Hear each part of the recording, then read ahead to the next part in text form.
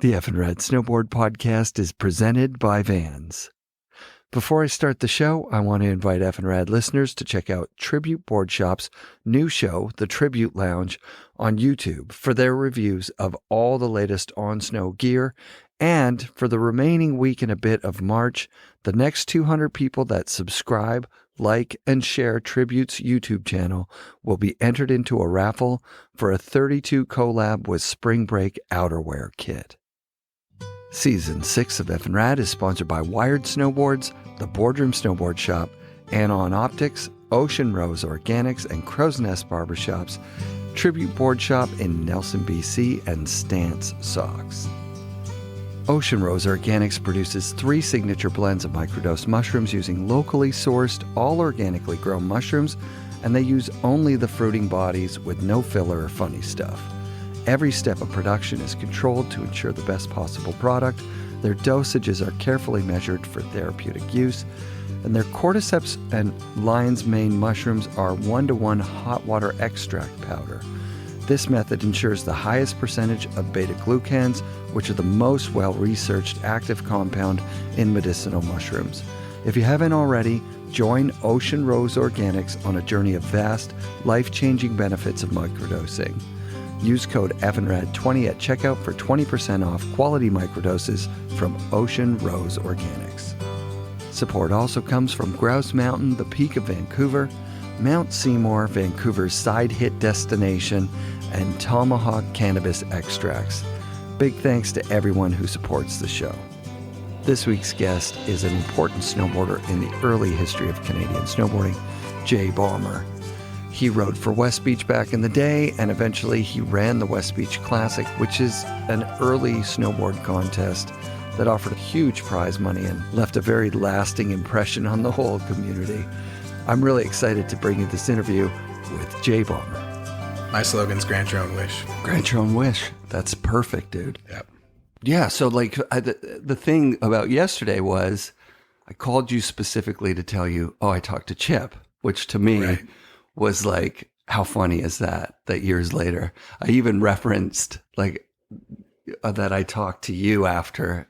And you ran into him on Grouse. I ran into him on Grouse. 2 weeks ago, I was showing up to ride, rainy day, and see Chip on the stairs and just like, we're supposed to catch up too. Well, that's what's important, right? Like, if I was a billionaire, I would certainly not want to be stuck in my billionaire house, looking out the window all day long. Oh, no. Doing business deals. Chip makes the most of it, that's for sure. Mm-hmm. And creates the space that he needs to like enjoy it. It's awesome. And he does the grouse grind each year more than his age. That's like his personal goal. Holy shit. And he used to do that with crews of people, but now he's just like out there doing it. Yeah. And that's cool. Like he's earning his turns. So do you remember him? Yeah, exactly. Do you remember him in Calgary? Like, do you remember like the West Beach? What would it have been? Like a kiosk at the mall with the shorts? Or I missed the very start. But I knew West Beach, the store on the mall in Calgary. Okay. Which was downstairs below Funky Punkers. Funky Punkers was the place you could paint your own shoes. Wow. Right? And years, it's very mid 80s for sure. Oh, wow. And downstairs was West Beach, and I knew he made their own stuff, and we'd hang out down there. I'm sure some of the guys were like stealing stuff in the change rooms. Like, it was kind of a shop, and he was bringing in stuff from California. He was bringing in cool stuff, but the cool stuff then was like duckwear and some crazy designs. And, he was just following what was working. Yeah. Yeah. When did you start skating? Did you start skateboarding? Skateboarding? Yeah. Well, skateboarding's first love and free, and it's on the streets, even if it's raining for me. And 76. So that's impossible. So same year, like urethane wheels, I guess. Now I know, but I was 5. Dad brought home a couple skateboards for him to ride. And it sounded crazy, like my dad's got a skateboard, but at the time I'm 5, he's 30. Yeah. Totally reasonable for 30 to go like, let's try skating with my kids. So yeah. How far did he take it? Did he get to the point where he could like kick turn on a ramp, or was? Yeah, kick turn on a ramp. We had a mini ramp in our backyard. He took to snowboarding much more. Skateboarding takes like getting into it. And Oh, yeah. But he took us places. Like, he took us to the mall to ride when it was closed on Sundays, ride the ramps. You know, we took our skateboards on family trips. And in the 70s, I saw skate parks that all got broken up years later. But, you know, I caught the end of that. That's incredible. Like, what a sick way to get into it, too. Because I think most listeners, myself, you're going to get into skateboarding kind of against your parents. Like, that was sort of the deal, was like, oh, yeah, don't skateboard. And whereas you've got a dad that's like, yeah, try skateboarding. Oh, yeah, at 5, I wasn't plotting against my parents, I don't think. And Dad always had a belief that he told me, you know, follow my kids' interests. So he wasn't really driving us to be into something. Right. He was looking for what we were into. It was so cool. I to see it would have been about the same time, late 70s. You could see there was places that skateboarding was happening, and it certainly wasn't happening where I was. We were on the East Coast, so Kitchener-Waterloo, near Toronto. Yeah. And so our summer vacations or spring break, I guess, down the East Coast. Rad. And I remember one year driving by and we saw skate parks on the side of the road. Coming down a hillside, big white concrete parks, waves and humps in them. Didn't quite understand them. So like my memory of them is bizarre because I probably just didn't get what I was looking at. Came back the next year with skateboards on our trip. And one of them was all broken up. It was toasted. It was gone. It was over. And there'd been just chunks of concrete. The other one, the shop had burned down, but there was a hole in the fence. And there were some guys skating in the back bowl. So like, me and my brother, mom and dad crawled through a hole in the fence. And the first pictures of me skating, I guess, is like 77. And it's a skate park we snuck into. That is so dope. But I was wearing Bionic Man running shoes. That is definitely double kicktail banana board. Yeah. So would the kicktail on it be molded into it, or is it just wooden wedges on the edge, like that are attached to it? Molded into it. It was the California 500 was kind of the board that really got me going. Yeah. We had some cheap yellow ones. Dad bought me and my brother the same one, a yellow one, and he had the better one that I coveted. You know? Yeah. And my brother, his idea was he would shoot his under a car and then he'd get a new one because his was broken. I think Dad saw him. Yeah. So my brother got my board. Which means he got the same one he just broke. Yeah. I got Dad's, and Dad came home with this 32-inch aluminum Quicksilver slalom board. Rad. Like just went to the next level. Yeah, that's insane. So the reason, that's the other reason I called you yesterday was that board, the Chuck Barfoot board. So you've got a picture of yourself. You've got to be. No, my brother. Oh, that's the picture of your brother. Yeah. So he's got to be under 10 years old in that picture. Oh, 85. Oh, okay. So he's almost. Yeah, so he's 12. Yeah, 12. He's 12 then. Yeah. Yeah. And that was the first snowboard in the family. He got the Barfoot for Christmas. I can't even imagine where that board would have come from. The snowboard shop. So Ken. You know, so somebody's ahead of us. Yeah. You know, we're all like just a step in the story. Yeah. And Achenbach, he had a shop down on 10th Street. So it's moved out of his garage. Yeah. And we've heard that story. Yeah. And it was a shop nearby. And I skateboarded. And so we kind of knew the shop, hung out around there. And I can't remember if like the ramp came first or how like connections went. But yeah, we just had that connection right there and they had snowboards. Yeah. And just like, we got to do that. Unreal. Yeah. So Sean gets the board for Christmas. Do you guys kind of share it? It has a shareable sort of vibe to it. It's an interesting thing because it was just like we hit the tobogganing hills. We took it up to Edmonton to see some friends and they had a good gully out behind their place. You know, that was kind of the first places we were riding it, trying to figure it out. And then I know we went to the hills, but I kept skiing. Yeah. He was trying to figure out the snowboard. I don't know if he had winter boots. I know my first time riding, it was in Converse high tops with those rubber straps over my feet. Amazing. But from Christmas 85, he got out there and started doing it. And the Achenbachs at some point said they were going down to the World Championships in Colorado. And I guess it lined up maybe with like our school break. And Mom and Dad loaded up the motorhome and we drove down to the World Championships of Snowboarding in Breckenridge, Colorado in 86. You know, 4 months after the first snowboard entered the family. So that's amazing. We went and saw, and then that's when I started riding. So when I saw what could be done. Was there a connection between your brother being Sean Balmer and Sean Palmer, who I think he won that Worlds, didn't he? Or he's second anyways. I'm not good with that stuff. No. Okay. But I remember the action. Yeah. So Sean Palmer at the time is mini shred. He's just kind of moving up in the pros. There's shots of him at that contest with a huge camera on both sides of his head with a big helmet. And he's just sending it, right? Like he's just charging and rock and roll. And yes, my brother has kind of the same name and kind of sounds the same, but he's super little and hasn't ridden a half pipe before. So he's doing like nose rolls down the middle of the pipe. Yeah. And maybe somebody else mini shred by accident, but like they were different levels. They were different worlds. Yeah, of course. Yeah. That's so sick that you guys got to go to that. So you competed in it even. My brother did. My brother competed in 86. We were back 87, 88. I don't know, 89 maybe. That's just insane. That's incredible. So the first West Beach Classic is at Cypress. I remember seeing I think it's in Dano's book, like a poster for it. Yeah. And you were at that, and that's when you approached Chip and said, "Look, we can do better." Oh no, there's a couple of years in between those things. So maybe 89. Okay. Yeah. 89 was a contest at Cypress. Yeah, that makes sense. That's my best guess anyway. Yeah. I was living in Calgary, been following like all the Calgary, Alberta contests, driving across the mountains, doing all the BC contests. Like it was just drive to snowboard contests. Yeah. And there was one at Cypress, and it was the time I came to Vancouver, rode Cypress. It's spring. We stopped at Sealand on the way down and finished the day skimboarding over on the beach. Nice. And that's when I decided I had to live here someday. Yeah. But yeah, 89 was at Cypress. And then 90 was up at Whistler, and I was riding for West Beach at that point, I think, in 90.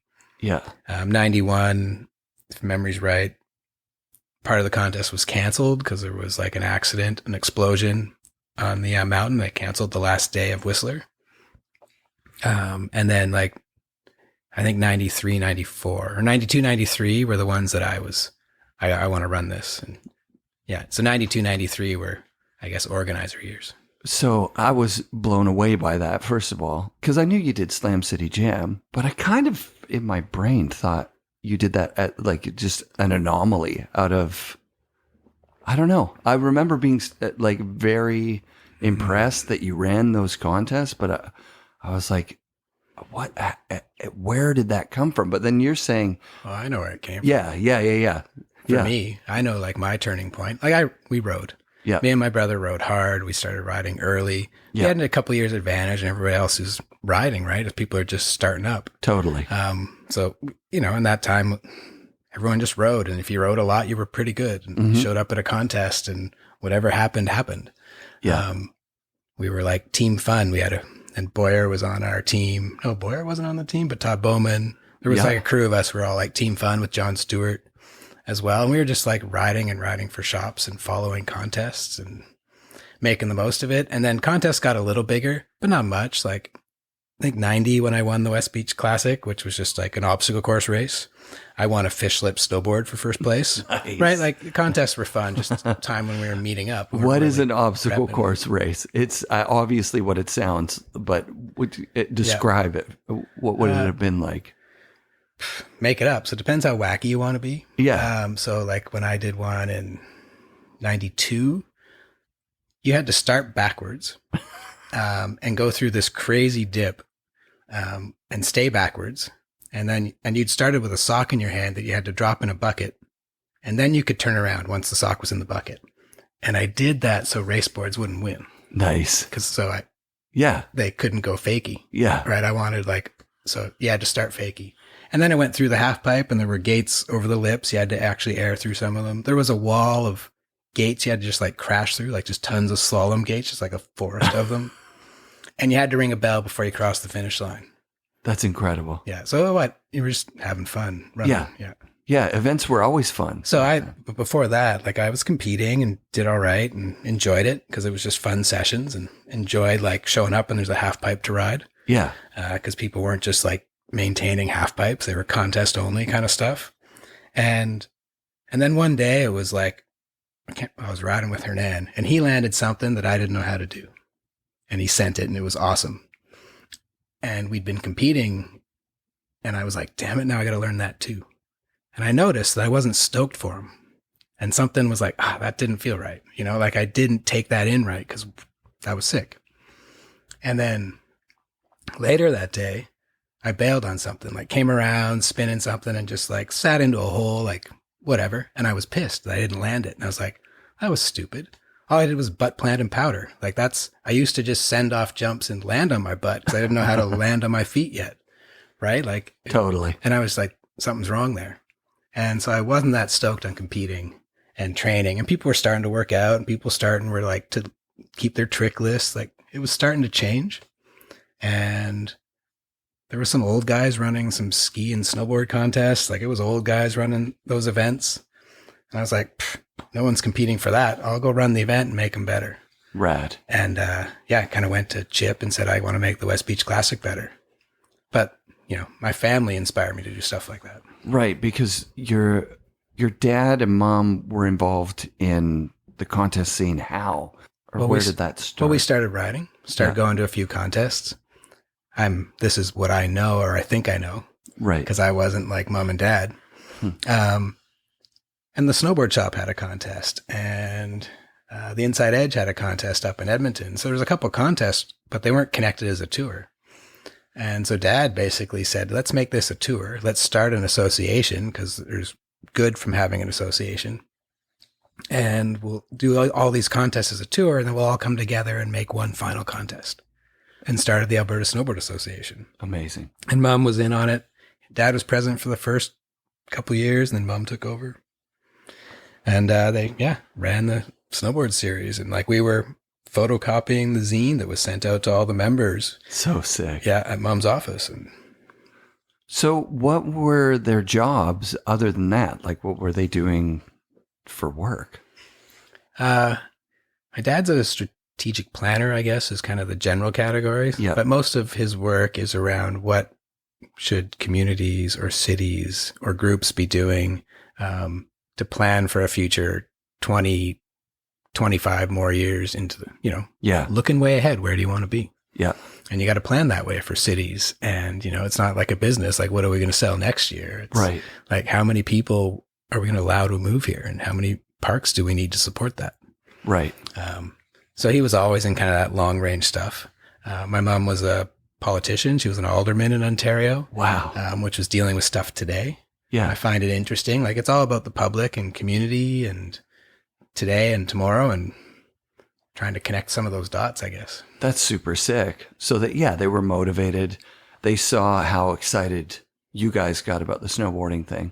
A lot of people were able to see this is going to be huge, because it was just was quite a bit different than the skateboarding thing, which you alluded to at the beginning. Skateboarding, the big 70s boom was followed by like an immediate crash because people were getting so badly hurt.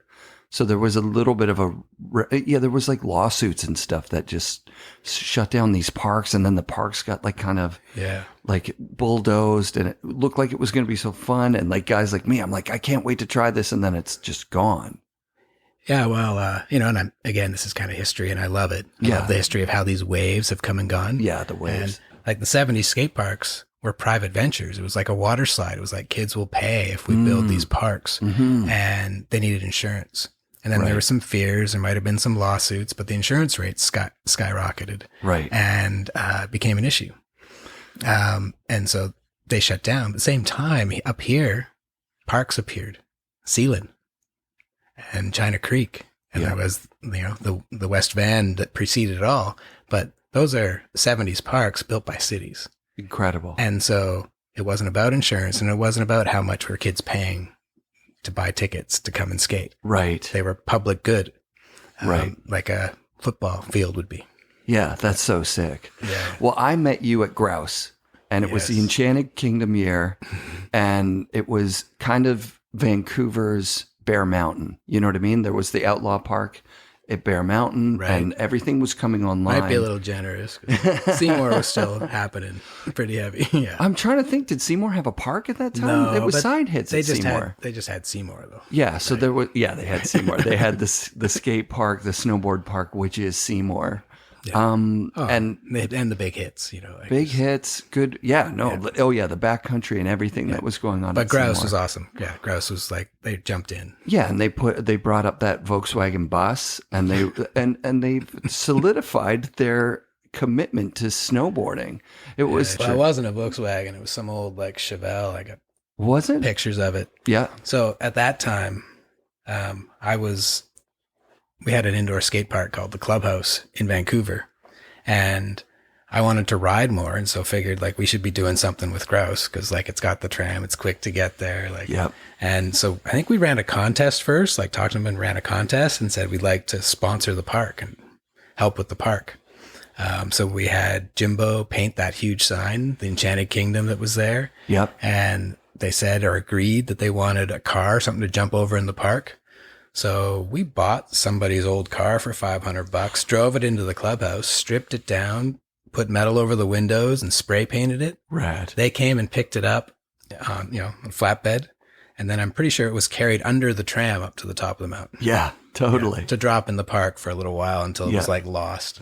Yeah, under snow, right? Like, because that's one of the big problems with, park guys do it now. You have to dig out the park every time it snows, or else you lose all your features or your stuff until the spring. Yeah, at that time, like snowboarding was something. Yeah, but it was kind of the last priority. So if it dumped on Grouse, they cleared all the main runs, right? And like if the park was full of powder and you couldn't ride the pipe, like that was just the way it was. I can remember those years they would still groom at like 4:00. Like they would close off a couple of runs and do some grooming so that the people that came up at night would have fresh groom stuff.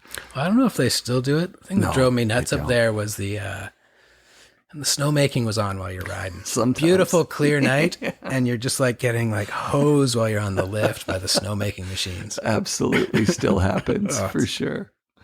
But that was a really fun era in snowboarding. So you were sponsored. So we met at Grouse. We met at Grouse.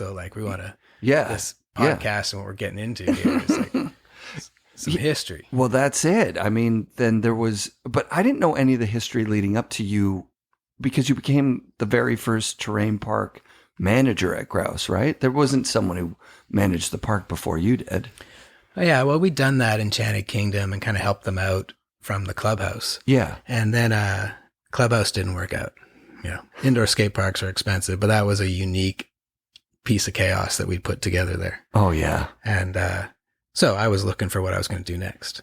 And I basically went to Grouse and said, I want to be your snowboard manager. Lessons, instructors, and programming and the park.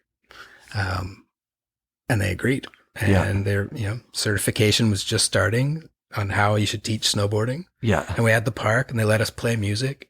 Oh, yeah. And, and my brother joined me. So And your brother moved up there, right? Like he was living in that scout cabin or something? There's a few cabins hidden in the woods. Yeah. And we kind of squatted in one because, you're riding on the mountain all day. And we had one season where I think I rode 150 days. Oh, wow. And another season where I don't think we got past the mid station on cut. Oh, yeah, right. We didn't open the lower half of the mountain. Yeah. Right. So Grouse can be like that. Yeah. The locals can be like that. Totally. Yeah. Yeah. They always have been. Yeah.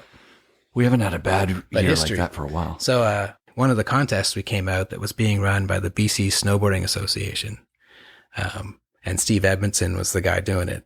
And they had a half pipe underneath the old chair they took out.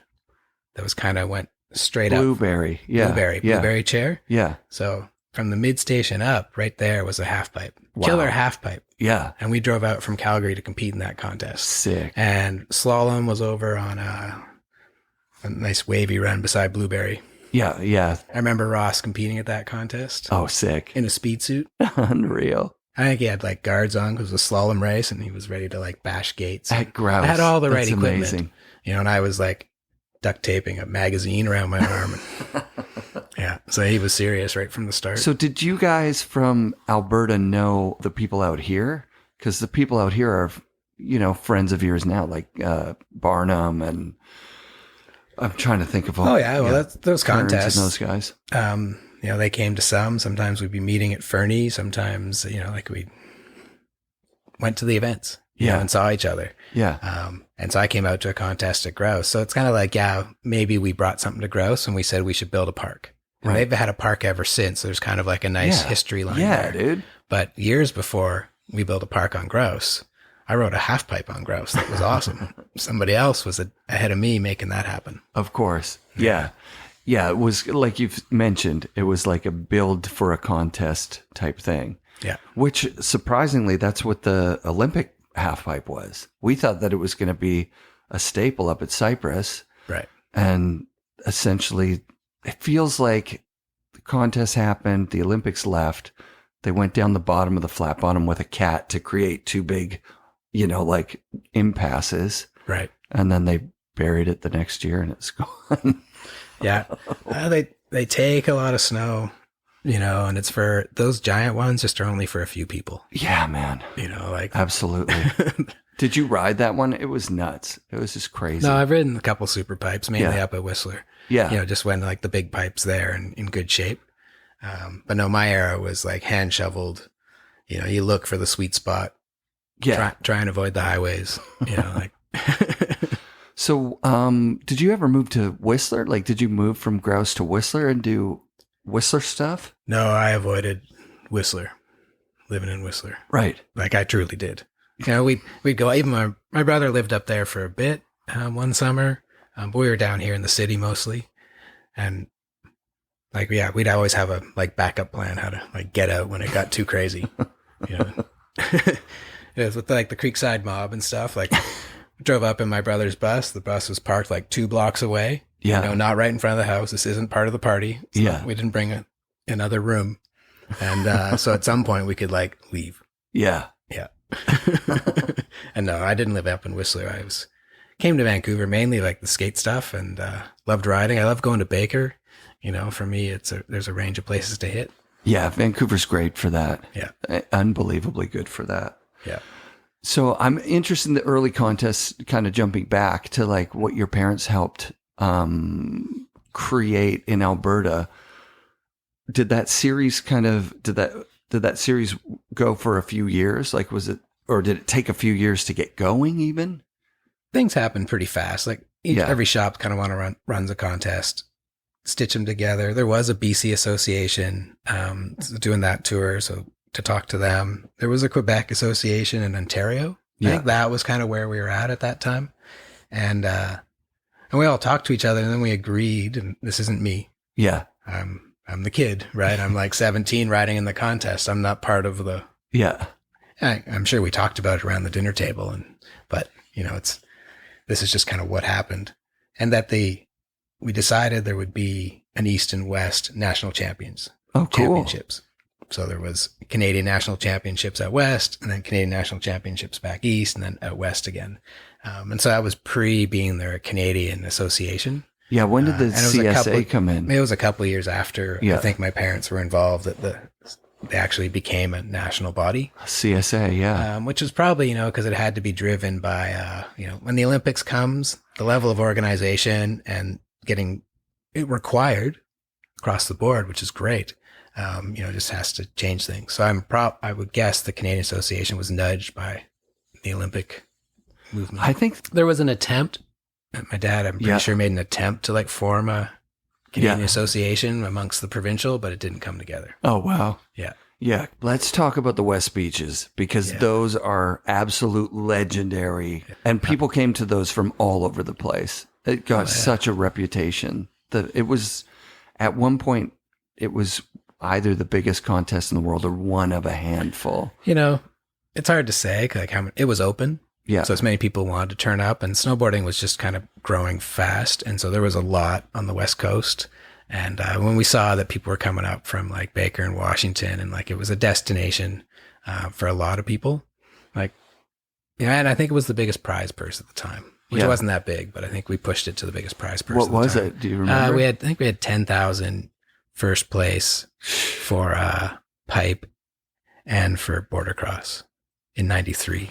Jeez. Yeah. That's and insane. and that's the one, like 2 years before that, I won a fish lip snowboard. Yeah. That's exactly Wait. snowboarding. And Ross was in second. Ross, you beat Ross. Yeah, but it's like sick. 1990 on a random obstacle course race. Yeah. Which the reason why is I've been out free riding. It had been like good snow. Like I'm never one who focused on the contest, or even if like a camera came out for a photo shoot, I'm like, it's more fun to go ride. Yeah. And so that's what I was doing. And then decided to swing by and just stop and look at the course. And over a roller, I could see everybody was taking a terrible line and losing tons of speed because they just didn't know where that next gate was. Yeah. Because it was hidden over the roller. It's like, I got to enter now because I kind of I see the line. Yeah. And it dropped me like way ahead of everybody else just because just knowing how to do the it. course. And yeah. Oh, that's so dope. Yeah, Ross came out of the gate just wanting to be a competitive racer. That's what he said in his interview. He was at that grouse contest, which is 88, 89. Yeah. Like I remember, I'm pretty sure it was his mom, like warming up his thighs, rubbing her hands to warm up his thighs before the race because he'd taken off his outer layer and was in a speed suit for a slalom race on Grouse Mountain. Yeah. And then she rode to the bottom with his kit to put it on him. Like none of us are thinking that way. No. We're smoking in the trees, waiting for our name to be called. Right. You know? Exactly. Oh, that's so dope. Yeah. So the first West Beach that you do is what year? Do you 92. remember? Yeah. Yeah, 92. And that was a big one. Sean Johnson win that one? It was a big one. I think that's the Sean Johnson one where he's on Lamar and he's just top of his game. I'm not sure. So like so when I came to it, so that might've been 91. Like, so as far as when I started running the contest and things that like were like my moments or thoughts in history were like, okay, I'm going to run this contest. And, half pipe sucked. I hated doing 2-pipe runs. I loved half pipe sessions. So we changed the format to the rapid fire jam, which was just like 45 minutes. Here's the top guys, go one after another. Don't change the order. Yeah. Wait till the other guy like hits it, finishes his run. So don't go like stealing attention, but just go. When you're ready, go. You're not going to call names. You're just going to keep going. And if you want to step out and skip your turn, great. You can jump back in later. And so people are getting 8 or 9 runs in a 45-minute jam session. Rad. And so they put down their 2 normal contest runs. Yeah. The 2 things they know they're going to stomp or come pretty close to it. And then they send it. And, run 3, 4, 5, 6, 7, 8. We're seeing some hucking. It just changed kind of how the event felt. Because every contest I competed in, like 2 runs.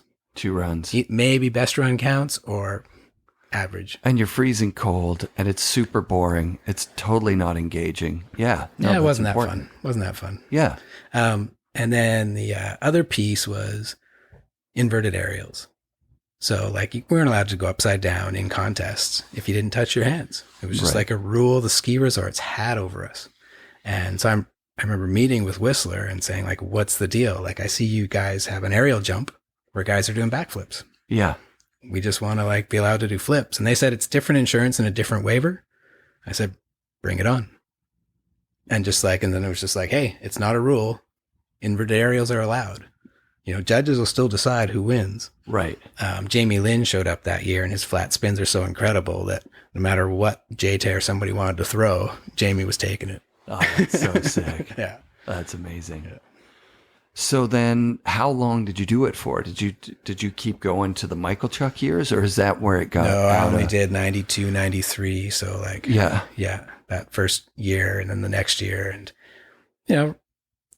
I was just a young guy running the contest and, it was changing like as far as I don't know if West Beach was selling at that time. But yeah, it just wasn't for me. And I had other stuff I wanted to do. I feel like there was a couple of years where they didn't run that and then they ran it again. It was like, it's going to be so huge or whatever. And that it got moved, right? It was on the last weekend of the year. It was closing weekend of the year. And that became like a big Whistler music festival. Right. So I think they kind of like, again, just my memory. Yeah. Bought out the West Beach Classic and just moved it off the weekend. Right. That they wanted to throw their own party in the village. And so it was tried like later in the year. I think it was tried like in a May or June time at one point. Yeah. But yeah, it just kind of. It has such a good reputation. Like a lot of stuff happened from those because the film crews came up. And Yeah. then the film crews would build their crew and they'd go out and they'd film the movie Well, because it was kind of part of the West Beach marketing plan, right? Like it's what it was. And so the ads in the magazines were about the West Beach Classic. Because what better ad can you do for West Beach at the time than look at the contest with our name on it that we're running? Yeah.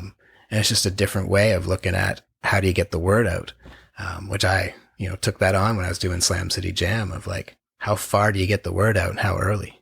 Right. So being in the magazine 6 months out, you got to be in like the towns where people got to plan their road trips like a couple months out. You only have to worry about advertising to the locals when it's like coming up soon. Right. Right. So like there was part of that the West Beach Classic had because it was part of the West Beach like plan. Oh, that's so sick. Which sounds really formal, but it was just like, let's do a rad contest because that's a good thing. Yeah. And, but it was part of, promoting West Beach. Well, you're making me realize that Slam City and the West Beach Classic shared a kind of world-class, big hype. Like, it's not just people from around here. It was like a huge world-class event. And that was, that was purposeful, obviously. Well, I went to the West Beach Classic a couple times and then basically said, I want to get in on this. Seeing what kind of happened to snowboarding of kind of losing its own power as ski companies and promoting companies took over the events and kind of like, hey guys, you did a great job with your early snowboard contest. Now it's time for the big boys to step in. It changed and, and FIS happened, cause it was just a reality, right? Like if you're going to be an Olympic sport, you have to have like a global standard and all these countries have to back you because they're all following the same standard. So we know whoever gets invited to the Olympics gets there fairly, and male or female, right? Like this, and that's just a huge shift to connect all the dots in a global point system, right? With all the rules and all like just so much formality all the way through, to like what uniforms people are going to wear when they walk into a stadium. Yes. So it's this global web, and so skateboarding had to go through it. And so I was kind of worried about skateboarding and like skateboarding needed a voice. And this, I was, long-term thinking from Dad. Yeah. I'd experienced skate parks. I kind of thought like, why isn't skateboarding, treated like tennis or something like, like this is just something your people want to do. And that's why you build soccer fields, like let's just do this. Yeah. But you needed a voice and we were all scattered on the streets, skating by ourselves, finding little spots. So the contest was a big thing for me. And I'd worked at it and it did all right when it was at the BC Place, 97. But I thought I can do better. And I went into the owner and said, I want to run this contest. And she agreed and I took it over for, I guess, 6-7 years. Wow. Yeah. If it was at the Coliseum, I was running it. Insane. Yeah. Yeah. Iconic years for skateboarding. And it was just like a tool for me. Right. Like it was a great, mind-blowing to rent a stadium. Yeah. And throw these contests. I'm like early 20s and like inviting the whole world and like we're on NBC with Slam City Jam. Like it was epic. Yeah. All like they're calling me, everybody, every team manager and photographer and like they need their tickets, they need their people in. And I gotta, like it was amazing. Yeah. And we do, but Vancouver's a special place to come to. Totally. So, after I was gone, the new owners tried to take it to Calgary. The whole world doesn't want to go to Calgary. So, hey, no offense, Calgary. The pros aren't showing up. Yeah. Like it's just not the same vibe, but like Vancouver is a good place to come to. Did you start the Vancouver Skate Coalition? Was that you or were you just a part of the voice of? No. So there was like the time when I was around the clubhouse and I only moved out here a couple years earlier from Calgary. And there was already a Vancouver Skate Park Association or Skateboarding Association. Then there was a second association that was kind of competing with it because they wanted an indoor and they wanted an outdoor. And it was sort of like two groups.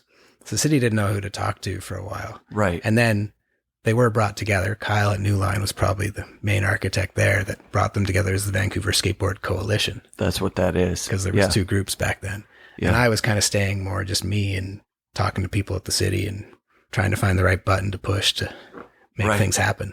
But the thing that happened for me was Calgary's easy to work with, and managed to find some data and work with them because they started putting how many people in your household skateboard on their annual surveys. Wow. And we started getting data comparable to tennis and soccer. And Of course. suddenly we can go, look, we just want to skate.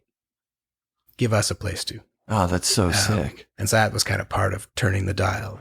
That's going back 20 years or so. Yeah, because the Millennium Park was probably built as a result of that, right? Oh yeah, at Slam City Jam, I invited the mayor in. I did like interviews. Like I used it. That's amazing. We used that to create Skateboard Week in Vancouver and get the mayor to sign a proclamation. That was sick. You know, we used it to promote skating. Yeah. Because that's what it was for. That's unbelievable. Yeah. And have a really good time. Absolutely. Yeah. That's the whole point of all of this stuff. Yeah. I'm just trying to think other snowboard related moments. Let's talk a bit of the history of West Beach, or your involvement in it. When did you first work? Because you worked at the West 4th store, right? Like in the back, or warehouse managing or something. So I was in Calgary. Oh, that was in Calgary? Well, no. Yeah. As far as like West Beach connection and stuff like that. And at some point they'd opened like a store. So Chip had been there. He'd moved out to Vancouver, partnered with another shop.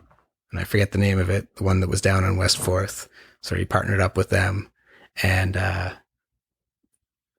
then they did open a shop back in Calgary. Oh, cool. And they were doing tryouts for a team. And we heard they were doing tryouts. They're looking for one team rider. And my brother and I talked about it, and he went to the tryouts and I didn't, because they're only looking for one person. And I think I was still riding for the snowboard shop at the time, or didn't. I was like, you take it. Right. He got the spot. Turned out they're looking for 2 people, and they gave another guy a spot. And I was like, what? I didn't know they were looking for 2. I went down to the shop to meet the manager and say like, hey, I didn't know you were looking for 2. You got the wrong guy. Nice. I want to ride for your team. I can't remember, like, when can we go riding? Like, when can we do tryouts or something like that? So like for me, I was like, I want to ride for West Beach. Yeah. Yeah. And then I came out for that one event and loved Vancouver, wanted to move here. Went into the shop. Might have been Mike Redpath who was running it then, running the shop. Yeah. And they said they were looking to hire somebody. I said, hire me. He said, sure. When can you start? I decided on 2 weeks, went home, told my parents, packed up my van, and first couple of months I was living in my van. Yeah. Working at West Beach.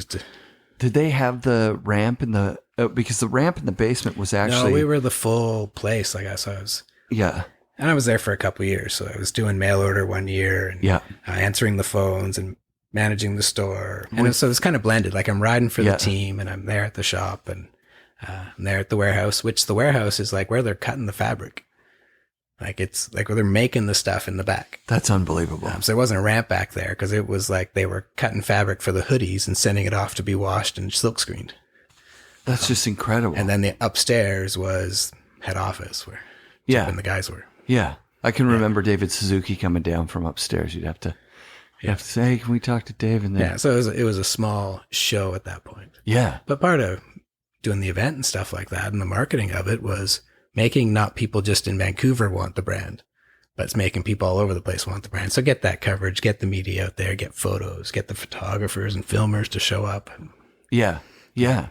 Well, it worked. I mean, in Ontario in 91, 92, we were seeing the stuff. We wanted the stuff. Nice. And we talked about this too. There was a point where Devin came on, Kevin Young was in there, and they were, and there was, I think Sluggo would have been a part of that team possibly. And there was some design coming directly from the snowboarders. I definitely was working there at the time. And I remember seeing this like team application for sponsorship or like, but it was like a sponsor resume. Yeah.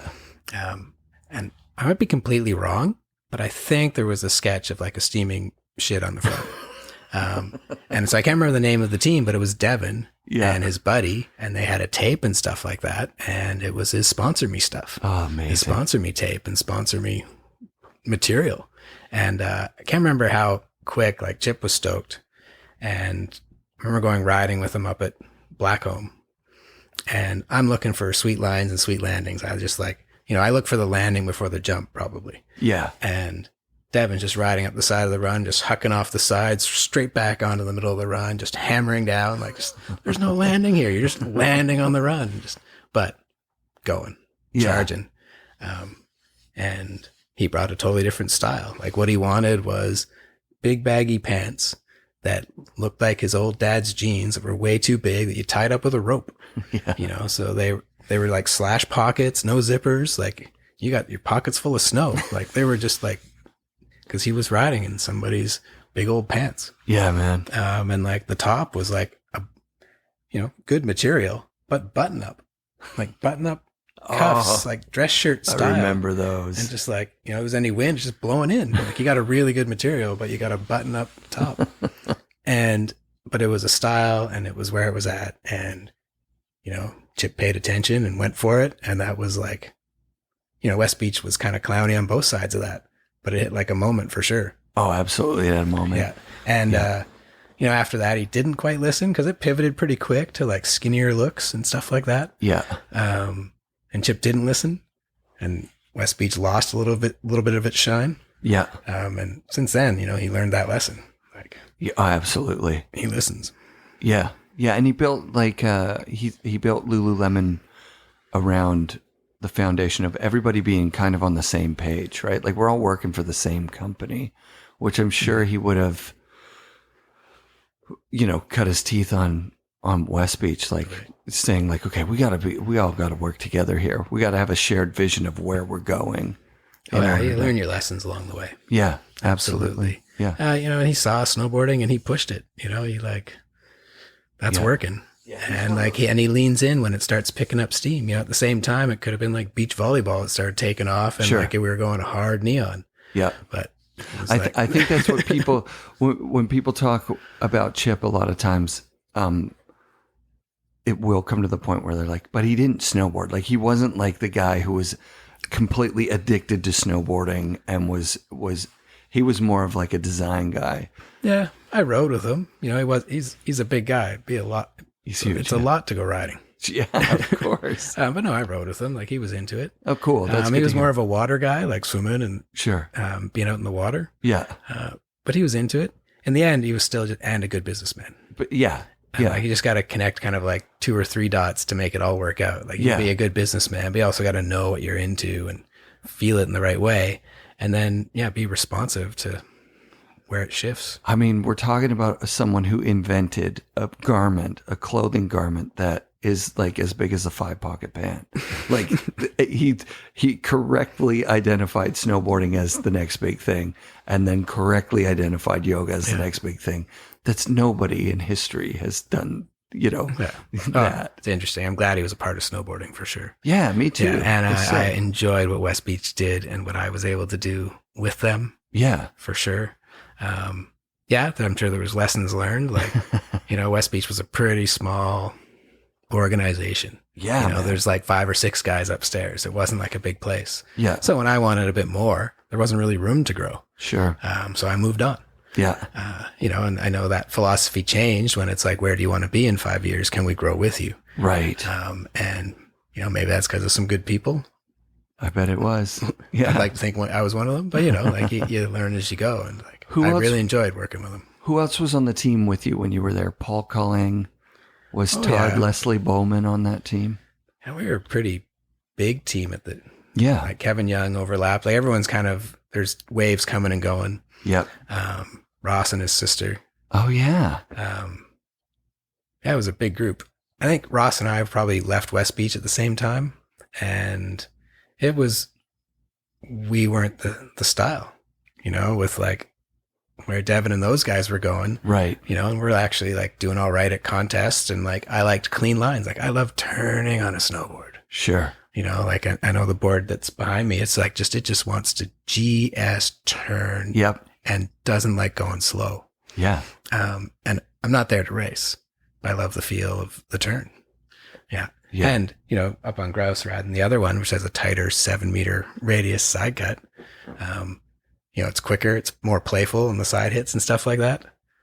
One thing I've learned out of my history of snowboarding is I like my stance set back. Yeah. And, I struggle to find a good free riding board that's set back. There's so much to choose from these days. Yeah. Unfreaking believable. Well, as soon as you get set back, they go, powder, Yeah. early rise nose. And I'm yeah. I want camber. Yeah. With a setback. Yeah, so the board you're just pointing out, I think that's the Emma Gator. And there was the Emma Peel was the 56, which was the super popular one. And I actually remember when you chose that one because you came to the boardroom or you came to High Output Sports and you intentionally chose the bigger one, which is a 62, I think. Yeah, they were still in measured inches back then. Yeah, exactly. And you're like, no, I just like this bigger. I think this bigger one will be faster. And you ripped that thing in the pipe back. Like I remember watching going like, oh yeah, you could ride a bigger board. And well, but I'm not looking for the spin. I did Grouse Mountain 150 days. Like you could still spin the thing. I was hucking then and I got to my 720s and 9s, but it wasn't really what I was looking for until you get lots of days under your belt. People won't believe this. That park that you ran was snowboard only. Remember that? Yeah. There was no skiers weren't allowed in it. It's true. That was insane. We were snowboard only. They thought skiers would kill themselves. I can't also, believe that. Skiers didn't have side cut then. That was right at the time. Like the first side cut skis were coming in, like deep side cut skis. Yeah. So we had side hits, but they had straight lines. It was so crazy. Yeah. For me, like snowboarding history moments, 1986, it appears I get to go to the World Championships. I see it. At some point, this is snowboarding video with Terry Kidwell. So Terry Kidwell was the man for me in the early days. And like, this is snowboarding. It's stunning. And like, he had it figured out then. Rad. And yeah, Balmer came out of that angle and that whole group, but that was like, this is snowboarding. And then Craig. Yeah. And for me, it's the smooth groove because that was the first time there was the tuck knee, soft board carving. Watched it like over and over and over again and went to Baker that year, riding up the chairlift. And some guy comes flying over the side and he's landing in the powder. And as he lands, his nose goes under. And it was just like, for me, that's instant header. Yeah. We all were standing farther back on our boards with kind of the nose in the air and you aimed it more like a surfboard. It's like your nose going under. It's just, you're done. Yeah. But he pumped it and came back to the surface. And it was like instantly, I'm like, there's Craig, tuck knee style, flexing that board and just like snowboarding changed. And that's what I was looking for ever since. So that's sick. That's the lines and the feel and the movement. And yeah. And so the board and that means I'm heavy on the front foot.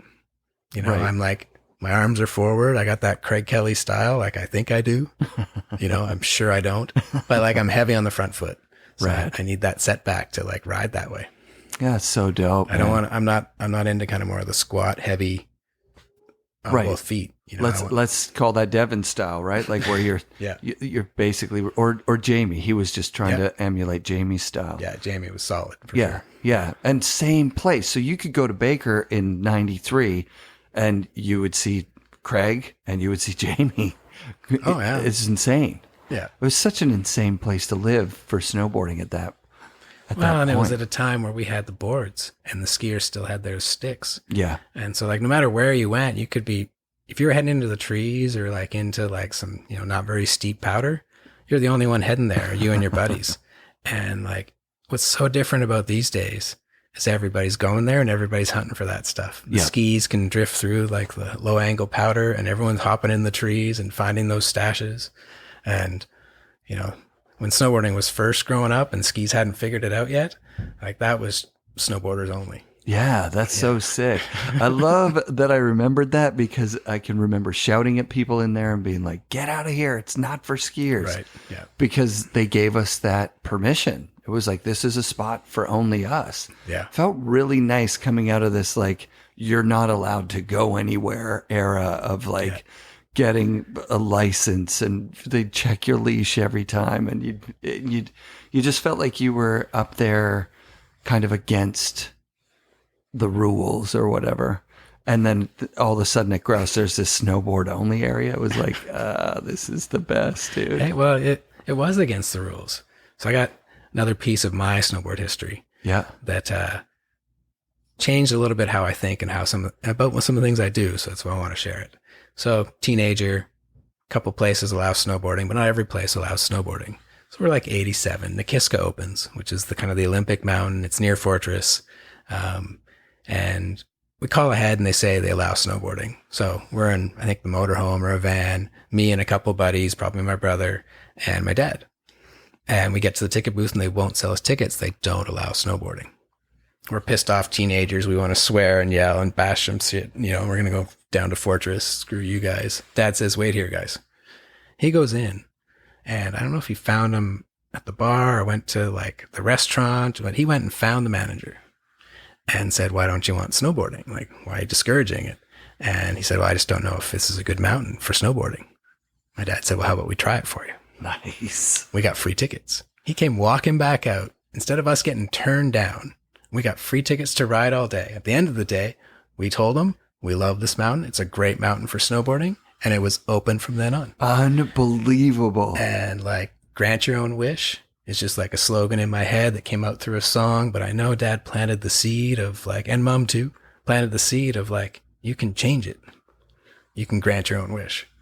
And like, that's like just a shining example for me of we got turned down and no, we got free tickets. Oh my God. That is such a good story. I'm so glad we got to there, man. Yeah. Thanks, Jay. Thank you. FNRad shout-outs this week to Shane Austin, a listener who rides a Wired Recon custom graphic up at Grouse. Also, thanks to Matt from Ottawa, I think it was, another listener from Grouse who came up to me and said some of the nicest compliments I've ever gotten about the show. That made my day, dude. Thank you to Grouse for supporting the show. It's always awesome.